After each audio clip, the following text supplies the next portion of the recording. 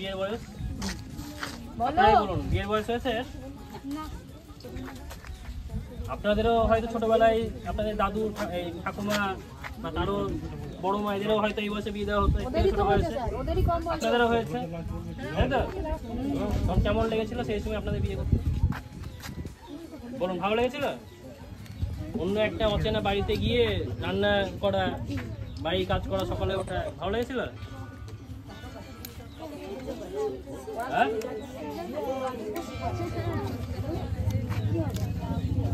আপনারা এই ছোট ছোট বাচ্চাদের জীবনটা নষ্ট করবেন না, কারণ সময় পাল্টে গেছে।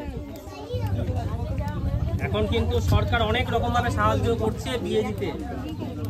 18 বছর হয়ে গেলে কন্যাশ্রীর জন্য 25,000 পাচ্ছে, বিয়ের জন্য আরো 25,000 উপস্থিত, মানে 50,000 টাকা কিন্তু আপনারা এমনিই পাচ্ছেন যদি 18 বছর পার করতে পারেন।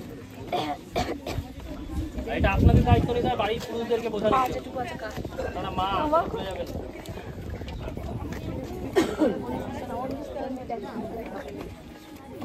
এই যন্ত্রণাগুলো কিন্তু আপনি যে যন্ত্রণা ভোগ করছেন সেটা কিন্তু আপনাদের মেয়েদেরকেও করতে হবে। আর তোমাদেরও বলছি, যারা কন্যাশ্রী ক্লাবে আছো, তোমাদের যদি কোনো বান্ধবী যদি দেখো একটানা 1 সপ্তাহ আসছে না, অবশ্যই তোমরা স্কুলের যিনি কন্যাশ্রী নোডাল আছেন টিচার, তাকে অবশ্যই জানাবে।